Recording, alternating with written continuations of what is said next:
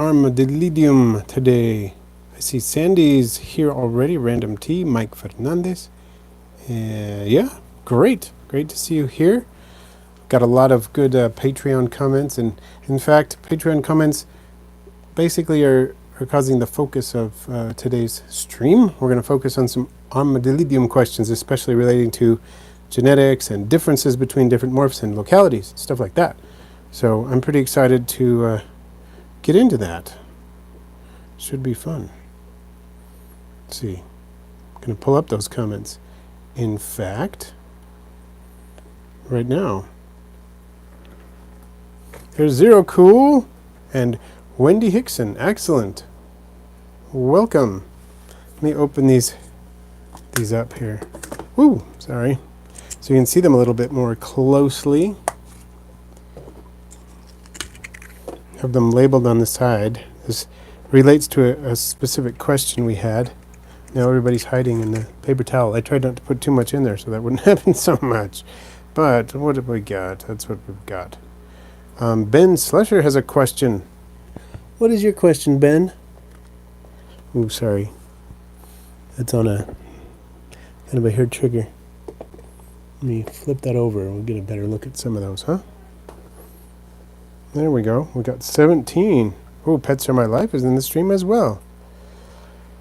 Ben Slusher, Porcelionides floria are throwing Oreo crumbles. I've heard of that happening.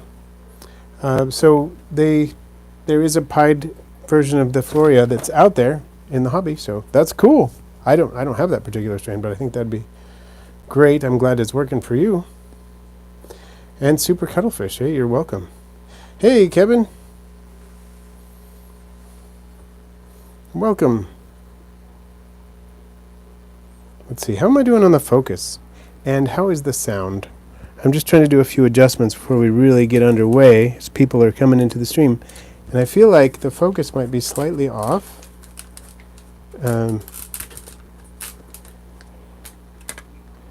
So, is it because I'm trying to focus on these, or yeah, that's not too bad for a live stream, I guess. Okay, thank you, Mike. Good to know. And Random T says, I have a question about morph species identification. If I can post image or link to a photo I took of one of my isopods. You can send it to me on Instagram or Facebook Messenger, yeah, and we'll check it out. Galactic Muffin, you're Christian from Patreon. Excellent. Glad to know it. Thanks for joining in today. Sounds great. Focus is blurry on the end, but it could be surface. Okay. If it's sharp on some people's end, it must just be the service then. Netta, thank you for chiming in on that. All right. So we're going to hit some Patreon questions because they relate specifically to the isopods we're looking at on the screen here. Yes, indeed, magic potions. All right. The Joologist from Patreon says, as per your Instagram post, the Armadillidium vulgare Dalmatian orange look extremely similar to the magic potions. What are the key differences? Oh, okay, so Natalie had the quality down. Okay, got it. And there's Vocabulous is in the house as well. Welcome. So Random T is just at Aquarimax Pets. Or it's Aquarimax Pets, one word. Okay, so let's see if we can get the focus on these. These here are the American line magic potions. These get quite large. These probably, some of them have growing to do, but they're pretty big already, really. And they have exclusively on the white background both yellow and kind of black or dark gray markings. I think I had 4 of them here, but one of them's probably hiding under the paper towel. Now that I really want to see them, they're all, hiding, of course. See, there we go.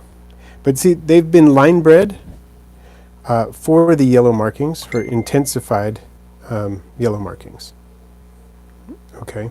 That is part of, that's one of the defining characteristics. They were named for it, and they were line bred for it, so they really do have some intense yellow markings in the American line magic potions. Okay. Now, that is opposed to the Japanese magic potions, which just have, they're basically, as far as I know, have been bred only for the the pied trait, the Dalmatianese style trait, they're just white with a dark background and do have some yellow markings. These are from the Orange Dalmatian Magic Potion line. Now, I just grabbed these out of my culture. Some of the larger ones I found very quickly. They were easy to find and very large.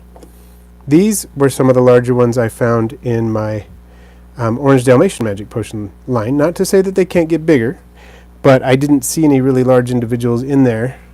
And I think I have had larger individuals in there. But these are all, breeding size. You can see there are some with some considerable yellow markings, some with fewer. And some of them have dark markings, some have almost no dark markings. But of the dark markings, at least some of the Orange Dalmatian Magic Potions, see, this one appears to have actual dark markings that are not orange. But some of them have orange markings, like rusty orange markings on them. And that's what gives them the term Orange Dalmatian. And they're sometimes referred to as just Armadillidium vulgare Orange Dalmatian, and sometimes referred to as the Armadillidium vulgare Orange Dalmatian Magic Potion. Both names are used. There's not really a standard between them.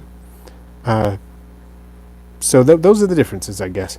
I know that the stock, the American line Magic Potion stock, seems to get bigger on average. And I'm not saying that these individuals are 100% representative, but they do get bigger. So there we go. And it looks like Frank the Tank was saying the same thing. Oh, Aqua Garden Zen, hello. And Ian Alicia, what's in here? Are these my Orange Dalmatian Magic Potion? No, these are something else. We'll look at this for a minute while we talk about what's going on here. These are my T-negative albinos. They're pretty cool. Let's see if I can zoom in on some of those while I answer a few questions. Okay. T-negative albinos, you can see they're really pale, not a lot of dark on them at all. Pretty cool creatures. So, Ian Alicia has a question regarding wood pellets. Do they need to be food grade, or will any 100% hardwood do? Great question. I would try to stick with food grade myself.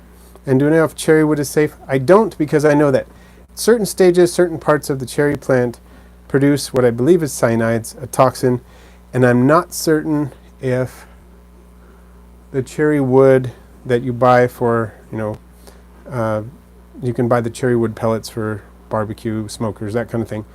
I'm not sure what it would do, so I have avoided it myself. It might be totally fine, but I have avoided it just out of an abundance of caution, as the phrase is used so often these days.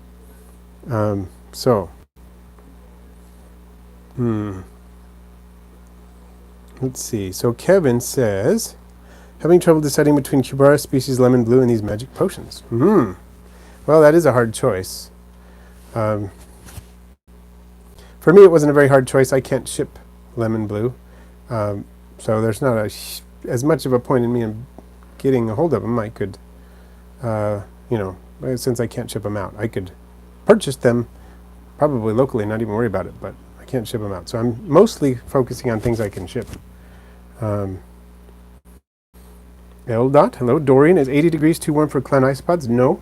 As long as everything's taken care of, they have enough air and a good humidity gradient, they should be fine at that. I see a super chat. It's from Mike Fernandez, just giving some extra support. That is awesome. Thank you, Mike. I really appreciate that.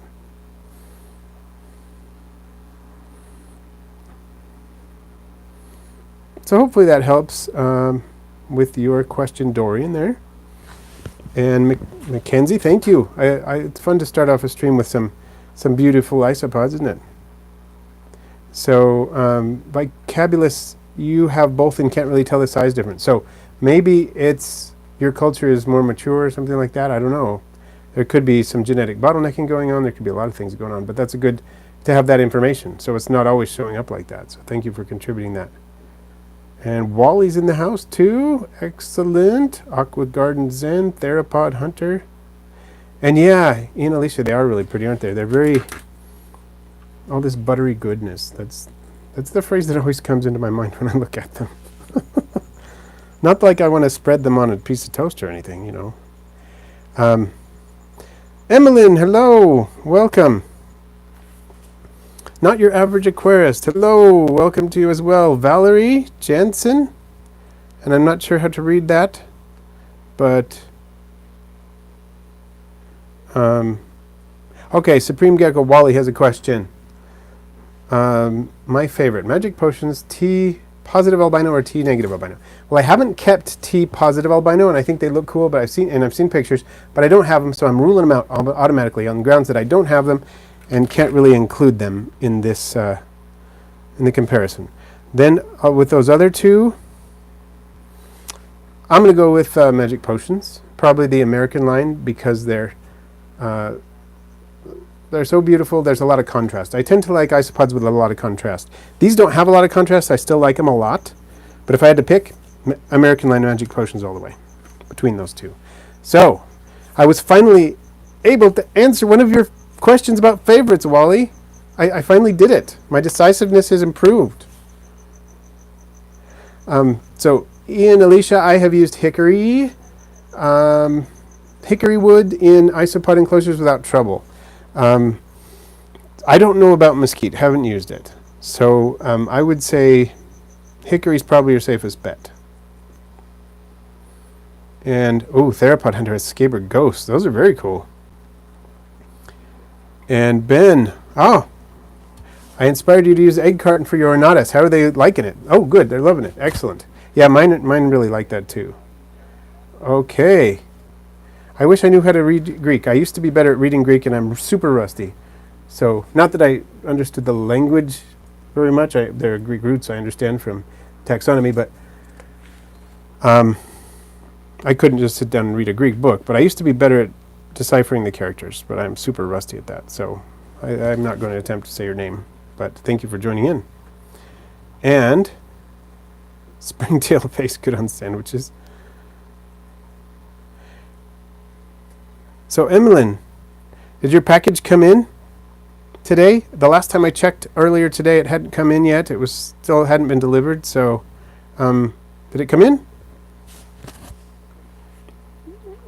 Pawn is here for the springtails, really? Well, we got them. We got springtails for you. The Sanella curvicetta right there. Pretty nice springtails. My favorite species. If I had to pick a springtail species. So Emmeline, maybe you're just talking about the springtails in the video. Got it, that I'm making. I'm a little slow today. So Dimitris, welcome. I once had a roommate from Greece named Dimitri. Well, he was half Greek. His mom was Greek, and his dad was Greek, and he spoke Greek. So, not your average aquarist. What did you find at the pet store the other day? Random T, what does T positive or T negative or T plus, T minus, what does it mean? Tyrosinase negative or tyrosinase positive. It's an enzyme that regulates the production of melanins.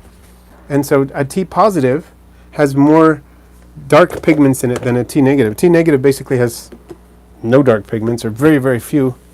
Whereas T positive has, a T negative has very, very few. A T positive has some. I don't have a T positive to show you today, unfortunately. But, because I don't have that strain. Let's see. And if somebody can remind me, if the T... Oh, I have to end a little bit early, and I forgot to make an alarm. So I have to be done at 6:20, basically, because I have to be somewhere at 6:30. That's not far away, but I have to be there. So if you can remind me. Isopod cafes, love it. Lacey J, welcome. And I'm going to be answering your question today, too, on Patreon. And thank you for posting one. Good evening, Sean Meister. And, oh, yes. The fermenting the pellets is, they work much better, and they're healthier, safer. Everything is good if you ferment your pellets. And I've been working on fermenting pellets, and it takes a while, and I'm learning how to do it, but it does work. It's a good idea. So not there yet, Emmeline. I'm so sorry. It's an express package, and happens. But I'm sure it'll be okay. Well, pretty sure it'll be okay. But I think we're okay. But just let me know when it does get there, because I'm waiting too. So, any guesses on which locality or form or morph or whatever this one is here. It's not a very commonly kept one in the hobby. So throw your guesses out while I'm looking at questions. Let's see. 503 Menagerie. Okay, you know what? I did that Monday. Did the same thing Monday. And I paid for it, but it's worth it. Young lad. Hope you're having a good day too. Health inspectors visiting the Isopod Cafe. How many dairy cow pods can live in a 10-quart bin? 10-quart bin? I'd probably think about rehousing them at about 100 or so. I mean, you could do it earlier too, but I wouldn't really want them to go a lot longer than that.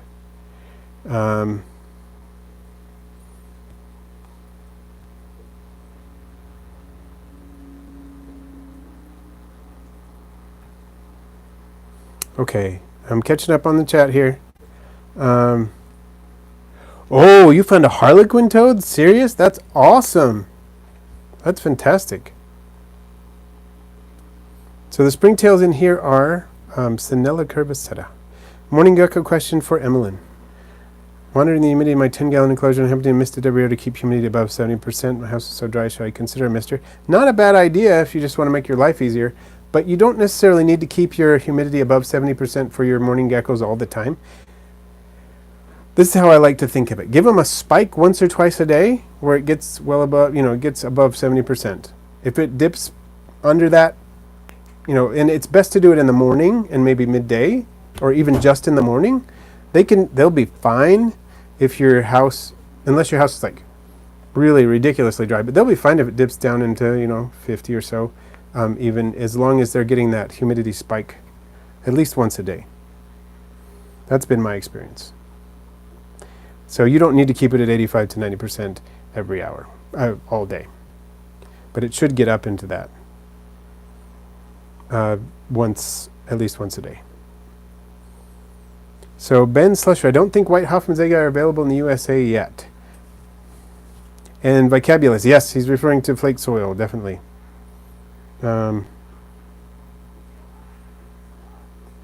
I need to do a video on making flake soil. I know a guy who makes huge quantities of it. I'm going to ask him if he'll do one.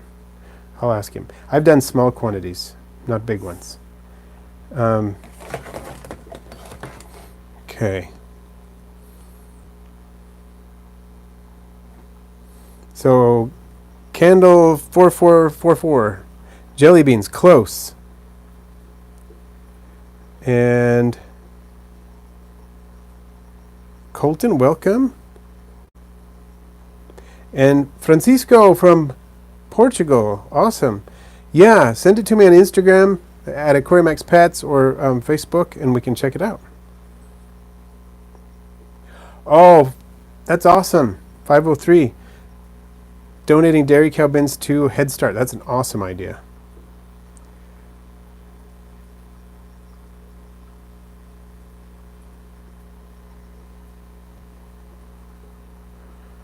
That's cool. I hope that Harlequin toad does well for you, not your average Aquarius. That's awesome. Vocabulary are close, but it's not Punta Cana. And thank you for getting that like button. We have 28 likes, 49 people in the house right now. Let's see. I'm getting some more Patreon coming in. It's not Santa Lucia. And Porcelanatus prunosus is Candy Crush. Awesome. Love those. Let's see. So Will Hendrickson has a couple of rubber duckies. What temp do you recommend? Is it coming from my colony of 11 to take so long to multiply? It took about a year for mine to start, but I think I was keeping them in too large of a container for a small group, and I also think I wasn't keeping them quite moist enough. When I moved them into a smaller container and started keeping them more moist, they started breeding more. I would recommend a temperature, try to get to as close to 75 Fahrenheit as you can and stay pretty close to that. You can go a little bit above or a little bit below, but you get close to that. Greg Willman, you got the first Monkai from your maculatum. Awesome. Congratulations, that's excellent. And Logan, you're welcome. Glad that's working for you with your powder blues. Okay, can powder blue isopod breed with powder orange? Definitely, and you'll get some more powder blues that next generation and nothing else. Your powder orange, if they've already mated, will produce some more powder orange, but the cross of those two, that first generation, will be powder blues, but they'll be het for orange, and you'll get some more orange in future generations. And it's not golden slano, although I could totally see why you'd say that, because they're super close. Oh, pumpkin. Everybody likes pumpkin. Almost all of my inverts like pumpkin and squash of all different kinds. So, oh, Paraka in the clown bin. Uh-oh, that's going to be fun. So, Never Know 1387. Welcome to the stream, and I don't actually have Cubaris marina. What I'm thinking of doing, and this is a shout out to all of those of you who make isopod content and have isopods and want to be on a video of mine. I'm thinking, in order to keep my, I have a lot of isopod species, of course, but there are lots I don't have, and interviewing people who would be interested in collaborating basically on a care guide where I would ask them questions about their isopods, their specific species that I don't keep, and they would give me the answers. And it would not be a live stream per se, it would be more of an interview style video that we would post it into my care guide playlist series. So those of you who have kept species like Cubaris marina and have done it for a long time, and you feel comfortable that you've been successful for a long time and can demonstrate that in the video, I would love to start interviewing people on that, get a wide variety of people in the hobby in on the different species. So I think that would be cool. So let me know what you think. Okay, I'm going to give the answer. Okay, so the answer to these guys, this is Armadillidium vulgare high yellow from Britain. It's a line from Britain. It's not my line of high yellows, the night golds. This is a line from Britain that looks a lot like Punta Cana. So those of you who said Punta Cana, Santa Lucia, I totally get it. They look very similar, but they generally throw these very yellow ones and then the wild types, and really nothing in between, which is pretty cool.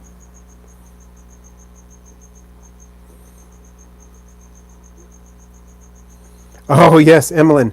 I do see that with some of my other creatures too. You give them the sweet potato and you see bright orange frass or bright orange, waste poop, whatever it is, depending on what you're feeding it to. I see that. It's kind of fun. Let's see. All right. So yeah, so I'm going to add in this kind of video that I was talking about with lots of different people, and I see some of you are saying you want to do that. Totally. Contact me. Let's get in touch. Let's do it. I'm excited about it. Doing collabs with Pod Solo, totally open to that.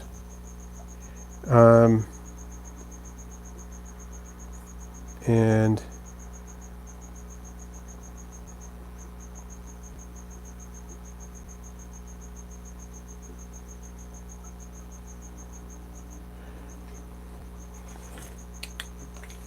so Therapod has Wernerite orange. See, that's one I don't have.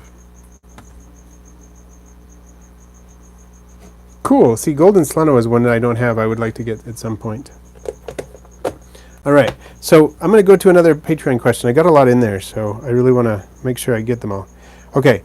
So Lacey, who is in the stream, or was in the stream, hopefully she is in the stream still, wanted to know the difference between different Klugii, Armadillidium Klugii. So it says, I don't see the difference between Slano and Montenegro. Is it just the sometimes yellow dots? Do any of the locales have slightly different setup needs?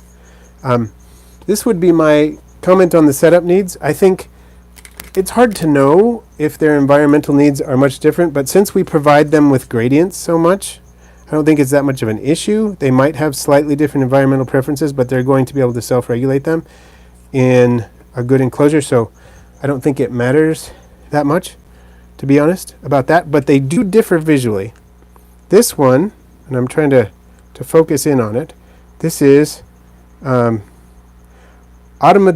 vulgare, Armadillidium Klugii, and it is Dubrovnik Red Face. Yes, I couldn't remember which handle you had, Lacey, but I knew you were here, or had been here, so excellent. I wanted to make sure I answered your question, so thank you for asking it. This is a Dubrovnik Red Face. As you can see, hopefully, this is Armadillidium Klugii Dubrovnik Red Face. As you can see, it has red lines on all of the perionites and the pleurites. In other words, the segments of the body. It has little red lines that come up across that. That's not common in Montenegro. In fact, I've never seen it in Montenegro at all. The white spots on these often appear to be a little bigger than they do on most of my Armadillidium klugii as well. And they seem a little bit, I don't know if I want to say washed out, but in a sense kind of washed out compared to the Montenegro. Now let's take a look at the Montenegro and compare the two. Not all of the Dubrovniks have that extra red, by the way. That's the thing that this particular morph of the locality has. But do you see what I mean by washed out, maybe? They're a little bit not quite as contrasty going on. The red is redder in the Montenegro on the right, and the gray seems to be also darker, almost a black. And of course the black on the back is pretty solid. There's not any stripes going across the back of it. So I hope that helps, Lacey, in the differences between those two. That is what those are the only two that I'm working with right now of the Armadillidium klugii group. I have had the puddings, but I sold off all my puddings because the puddings are not, what have I got here? I'm going to look at something else now. Let's see. I'll put my American magic potions back in, and we'll go from there. These are my American potions, magic potions, American line that I got from both Critters and More and from Bitty Bugs. Going to put some back in.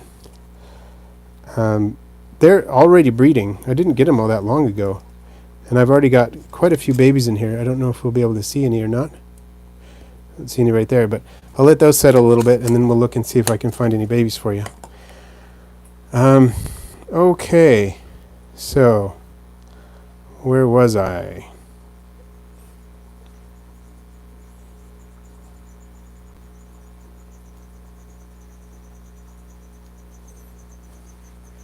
So I don't have any spikies. They're super cool, but I don't have any. I like them. I think it would be cool to have them. I was, kind of drooling over Pseudo Aureola atlantica years ago, for most people were worried about isopods, which is an extremely spiky isopod from the island of St. Helena off the west coast of Africa. Okay. So Vicabulus Red Face is a line-bred trait of the Dubrovnik locale. Exactly. Right on the money there. So gem mixes of klugii I don't have, and I feel like,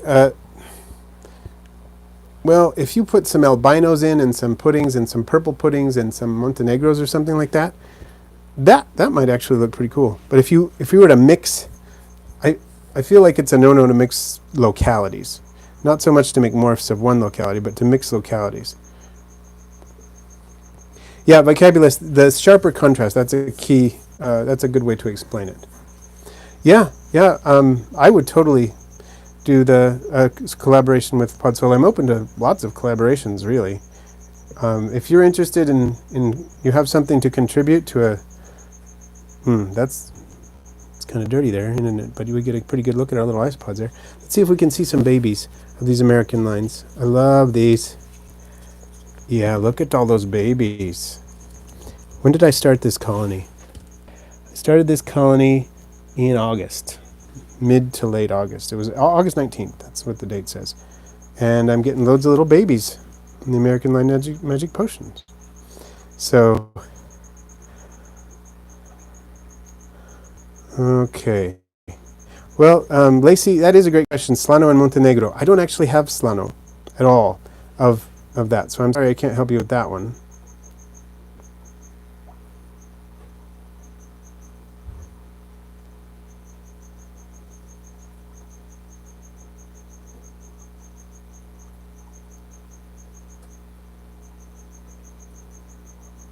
Oh yes, I do have to leave at a certain time. Let me check. I have to be out by 6:20 my time.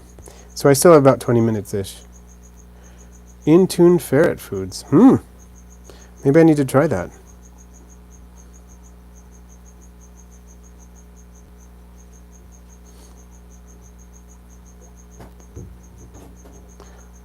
Okay, swamp fire. Tell me about this scientific name, because the dairy cows I know are Porcelia laevis, or at least that's how they're known here in the U.S.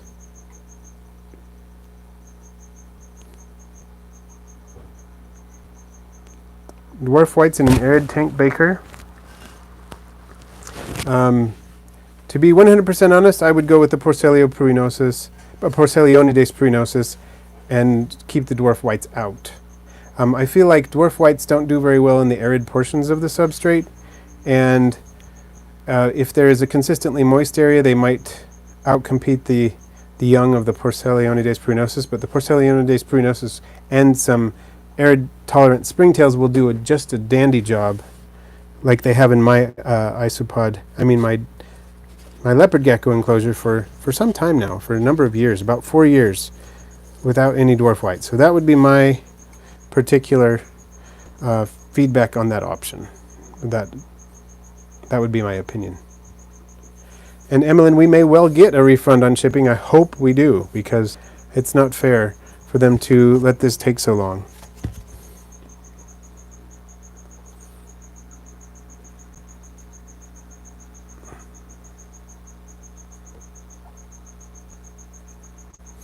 Is that what's going on? Because I didn't know the scientific name of the African fat tail, so the scientific name was unfamiliar to me. But that sounds like a cool idea, because I know that African fat tails require a little bit more humidity than, say, leopard geckos, and so that seems like a pretty good mix. Okay, what am I pulling out now?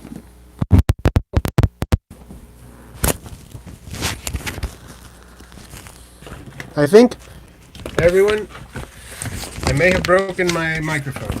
Let me know how it's sounding. I hope I didn't break it. Maybe I'm okay. Nope, I just screwed it up. I disconnected it. But it's not broken, I don't think. Okay. Sorry about that. Solano has larger dots. Oh, that's good to know. Thank you, Vocabulous, for answering Lacey's question. Okay, I'm going to hit some more questions, because I've got a lot of Patreon questions and not a ton of time. So, while we look at these guys, Japanese line magic potions, you can see that these have some pretty cool markings. Look at all of those Japanese line magic potions.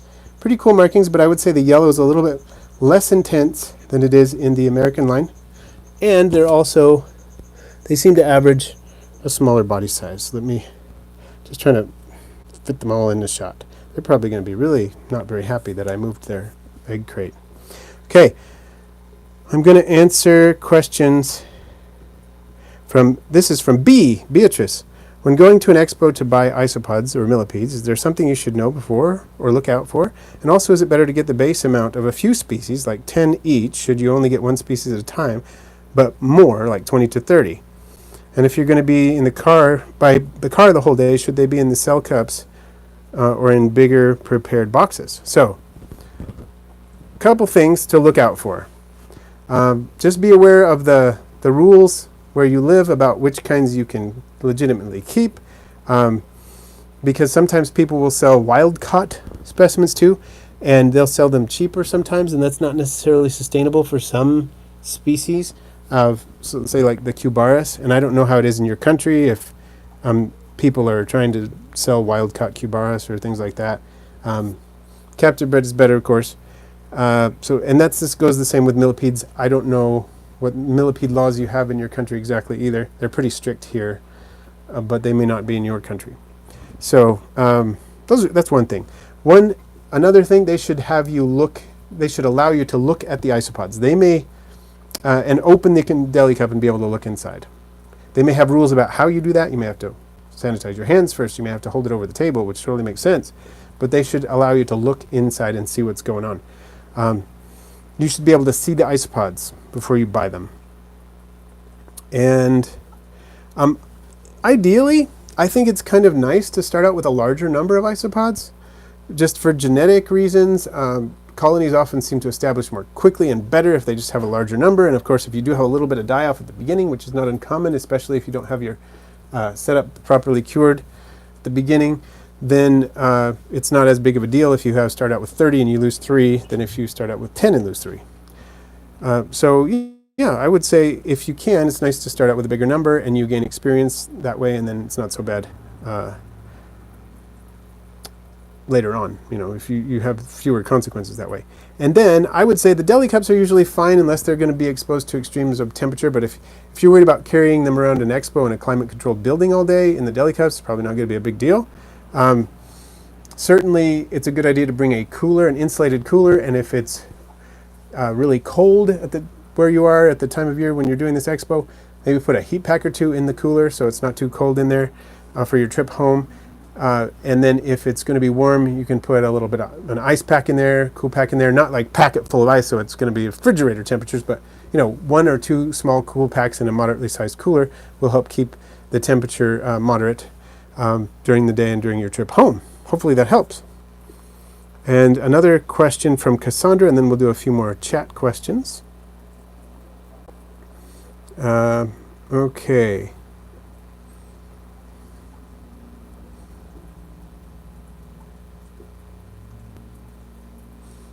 Let's see. Cassie says, is there a genetic difference between Armadillidium pennyback gold and Armadillidium T plus or T positive albino? They look exactly the same. I am not sure. That's an interesting thing that could be investigated. I would say, I don't really know. I believe Bill Yanone was the one who isolated pennyback gold. I'm not sure who isolated Armadillidium T positive albino. So, but that could be a lead, and at least if someone knows who isolated the Armadillidium T positive, we might find out a little bit more information. And I would also say that I think it's Kyle at Roach Crossing was saying that the pennyback gold have a dark area on their, I think it's on the pleon, which is basically the tail end of the isopod. They have a dark patch there that's kind of characteristic. I'm not sure if that's true of T positive albino or not. And this would be an interesting thing. You could cross the two, and if you got wild type babies in the first generation, if the F1s were wild types, you'd know that they were different genes. If you didn't get wild types, it's conceivable that what you have is different alleles that cause a similar visual effect. And it's hard to tell what the babies would look like there, but none of them would be wild types, presumably. And then if they are the same allele, you'd probably they just all continue to look exactly the same. So that's an experiment that may or may not yield the information you would want, but it's a great question. If anybody knows more about the origins of those two and how they differ, that would be awesome. So Sandy, hopefully we answered your question about the tyrosinase. Basically this enzyme regulates the formation of dark melanins, and so dark pigments in the isopods. And if they have the T positive, some of those pigments are going to form. If they have the tyrosinase, and if they don't, then it won't form, and so you'll have a much lighter isopod. And Christian was in the stream earlier, hopefully still is, says, I'm looking at Sinella curviceta for my bioactive. I am seeing a lot of springtails labeled as tropical white and tropical pink. Is there a difference besides the color? The common names that are used are really confusing because I've seen the common names interchanged and used for different species and used for different genera, and it's really weird. I have seen Sinella curviceta listed as tropical pinks, but other species are also listed that way. If you look up some macro photos of Sinella curviceta and then try to get the best look at the tropical pinks and see if they look the same as much as possible, then you have a pretty good chance of getting Sinella curviceta, and those are a good one for bioactives. They're very adaptable. They can do well in semi-arid as long as they have a moist area. They can do well in very moist setups too, so they're a great species for that. let's see. So hopefully that helps. And let's see. I think I've covered all of the... No, I haven't. Let me see. I think there's some more questions somewhere. Just trying to catch up. Yep, Roger has a question too. He says, I picked up some tadpoles off of eBay this summer, which ended up being toads. I've been thinking of sending you photos to help me identify. Most of them survived now. I have 11 younger toads in a 10-gallon. I know I'm going to need to upgrade soon. Any suggestions on ISOs for cleanup crew that won't be instant dinner? That's hard with toads. Maybe something burrowing that's not so big that it could pose a danger to them. Let's see. I might say, wow, that's tricky because toads love isopods so much. Maybe Silisticus convexus would be a good option. That's kind of what I'm thinking. Maybe Silisticus convexus.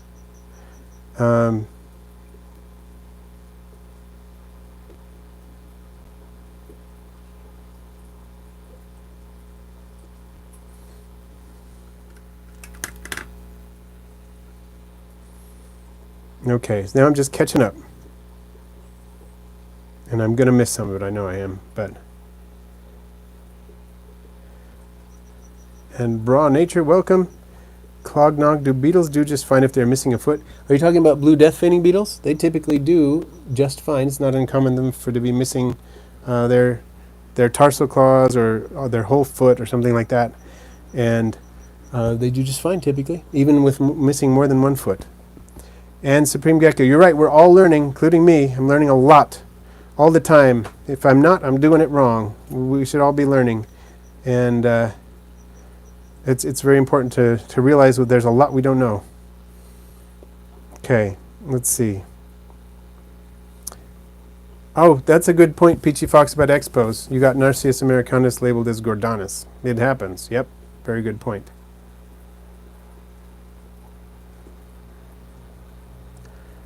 And yes, check out Wally's video on permits. It's awesome.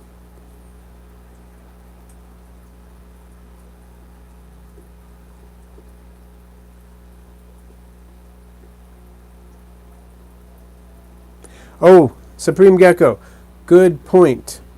Put the isopod containers inside their jackets. Yeah, when you're out in the weather, you're going to give them a decent thermal barrier by doing that. That's a great point. I do that when I'm going to the fish store. Once we had our power go out, just kind of relating to what you said, Wally, our power went out and the temperature outside was 6 degrees Fahrenheit. 6 degrees Fahrenheit, okay?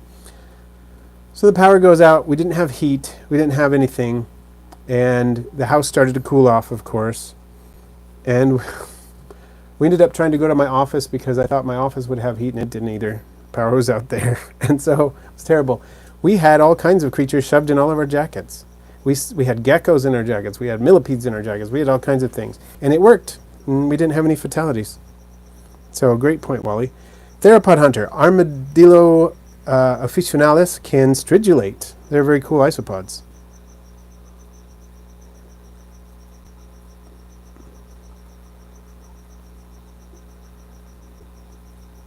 I do love Lord of the Rings, by the way. I know I'm not catching everything here, but... So, Aqua Zen Garden.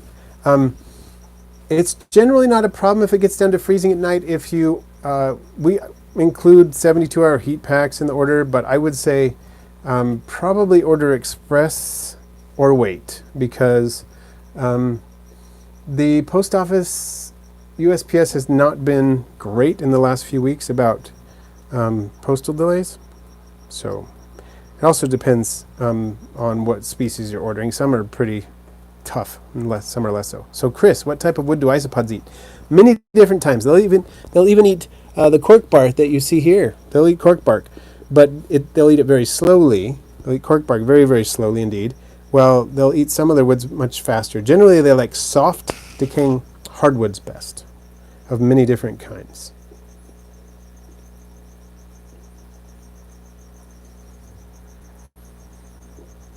Oh yes, and Sandy, thank you for including that. He's updated one of his isopod books. Here's the link that Sandy's putting there with permission from Oren himself. I love his book Isopod Zoology, and apparently he has an even updated version. from 2019, which is great because his other one is great, and he'll be able to include a lot more now because the hobby's been exploding since then. So dairy cows, I think you could do either way. 10-quart bin is a little smaller than a 5-gallon, I think, depending on the footprint and the dimensions. Probably fine, probably good. Either way, just make sure they can't climb up the sides and that the ventilation is sufficient but not too much, because you don't want them to dry out either. So Baker, maple is not bad for bioactives in the sense that you can include it, but I wouldn't use it as the only leaf in there because it decays very fast. It's a pretty soft leaf that way. And I would say if you can get some oak and use oak with some maple in it, that would be great. If you're collecting in a temperate area, and it sounds like you are, oak are one of the best because they take longer. Mix in some maple in there. That will help, I think. Oh, Lacey, you got some green tree frogs. That's awesome. I love green tree frogs. I miss mine that I used to have. MZ, excellent. Congratulations on your first colony coming. What are you getting? Oh yeah. So 503, I'd be delighted to know what you find out when you check out those colonies, and if you're able to distinguish any differences in between the pennyback golds and the T positive albinos.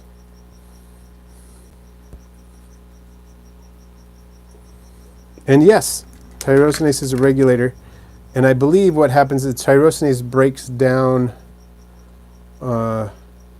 something. I don't remember exactly how it works, but yes, that's a good way to put it. Regulator. Groovadelic 42, hey. So Sandy, oh, they had them in a pet store set up in 16-ounce delis. That's awesome. So raw nature, Porcellionidase pruinosus whiteout are actually Floria? That's really interesting. I've heard that they can hybridize. So I guess that means my party mix actually includes hybrids. And, oh, it's 6:15. Okay, I've got 5 minutes. Gotta hurry up. What's my favorite morph of Armadillidium? Of Armadillidium vulgare specifically? It might just be the American Line Magic Potion. This colony here of the, this is the Japanese Line Magic Potions in here. Let me see. I probably have a date on this. Well, there's a large Japanese Magic Potion right there. It's actually a really nicely marked one too. Let me put these guys down and check that out. I think I have a date on this. You generally put an establishment date. Yep. It's about a year old, a little over a year old. It's mid-October of 2020 when I set up this colony. So, not super old, not super new.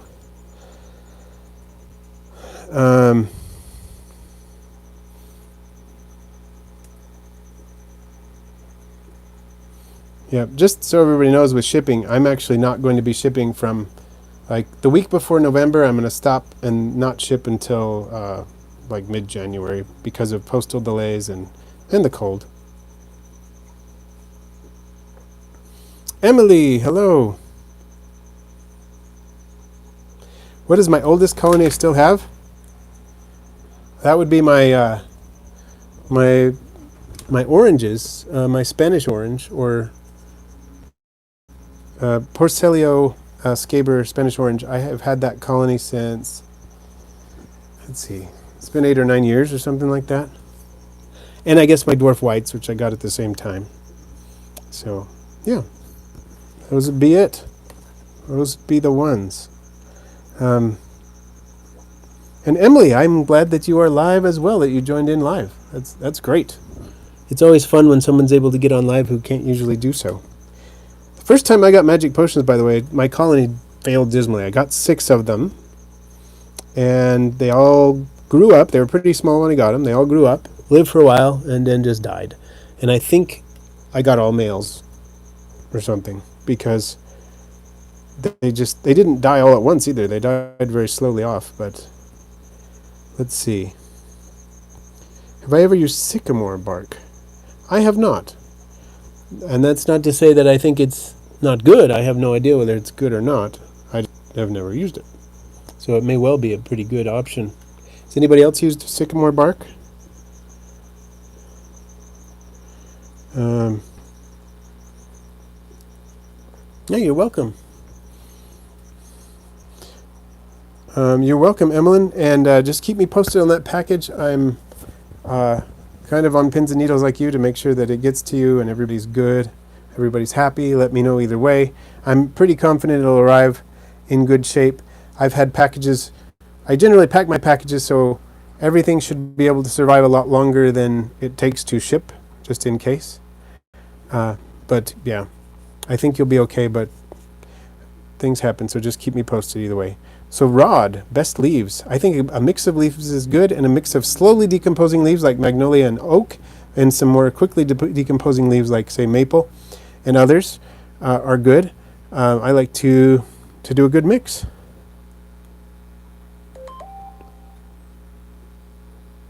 And Eugenio, welcome. Glad to see you here. So Baker, they sound promising. They really do. So I'd like to know if anybody's tried those, and I would be interested in trying them myself at some point. And pets are my life. I can ship isopods to Alaska. I know that sounds surprising, but I do have a permit for Alaska. So we could totally do that. Sounds like Jerry's chiming in saying sycamore is good stuff. So that sounds good. And Emily, I'm open to trades. Contact me on Instagram or Facebook Messenger, or send me an email at the aquarimax.com contact page, and let's chat. Sounds like a great idea. And I'm glad you appreciate what I do. I really enjoy doing it. And who knows, someday maybe I'll get to do it full time. For now, I enjoy doing as much as I can, and it's just about time for me to shut down. So, and I agree with Vocabulous. Get at least 10. And if you can get more than 10, get more than 10. And with those wise words, thank you, Vocabulous, I will bid you all farewell, and I'll see you soon.